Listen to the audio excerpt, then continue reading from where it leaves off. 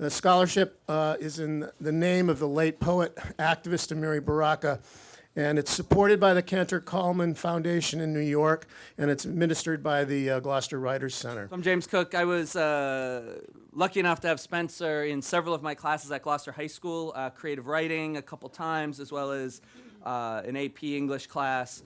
And so when the topic of the Baraka Scholarship came up last spring, and I began to think about students who are accomplished as creative writers and as socially engaged thinkers, Spencer rose in my mind for several reasons. His visionary, often satirical short stories, his haunting and moving poems, he'll read one of those to you in a few minutes, as well as his editorial role in the renaissance of the high school newspaper, the Gillnetter, which was sort of revived last year.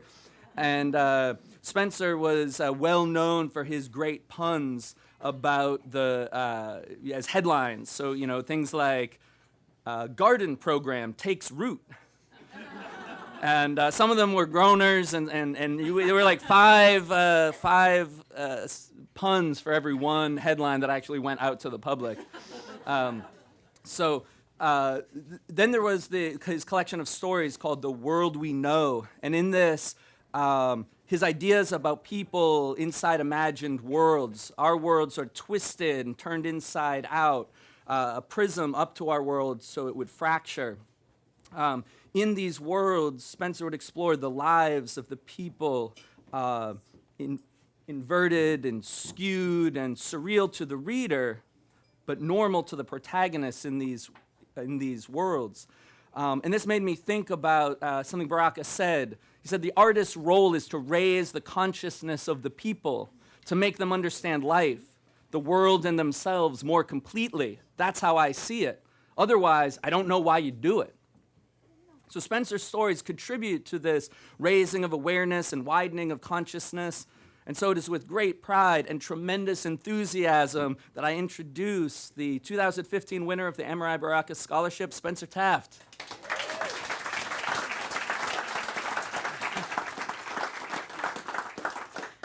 Well, first of all, I'd like to thank you all for being here. It's kind of an honor to be standing in front of this many people and trying to live up to what Mr. Cook says. I guess I just let my work speak for itself. I just want to thank everyone involved here, too, because it is absolutely incredible to get money for this.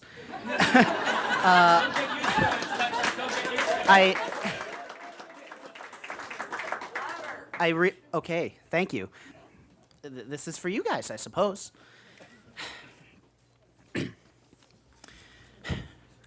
Set in stone.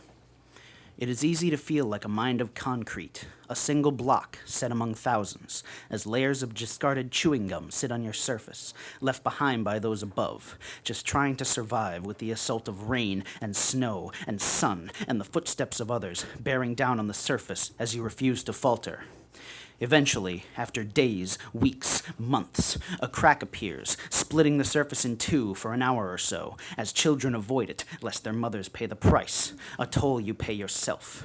You sit, open and weak, making not a sound so no one notices, until a new layer of stone is piled on top, and you're right back where you started, minus some indents where the cracks were, stuck right where you are, staying alive.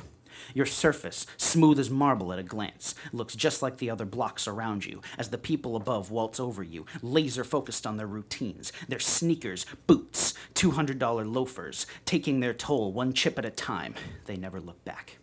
Eventually, seasons change, people come and go, but still you stay stoic and stable. The disembodied shoes continue their tireless assault. You couldn't complain if you tried. They're gone before they'd notice, and they've got their own issues to deal with. Eventually, it becomes a part of life. You suffer, but you endure, whatever they throw your way, because you've got no other option. Cracks be damned. It's not so bad. Sometimes you get a day, a moment to yourself, and you relish it, but the breaks make the breaking all the worse. When you crash back to reality, and rush hour begins again. The cycle continues. You conceal the cracks as they form, layering in more and more, feeling less and less, telling yourself that you're perfect, smooth as marble, like the surface they walk on.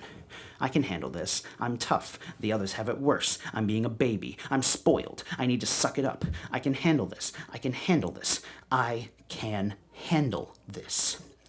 Eventually, you realize those cracks hidden under all those layers go deeper than you know. Suddenly, you're not so strong. Your stone facade stays strong as ever, as your core crumbles by the hour. They bear down on you, day after day, never a second thought, while you can do nothing but watch and wait and hope it ends up all right, and add more layers to the surface, because the surface is all that's left.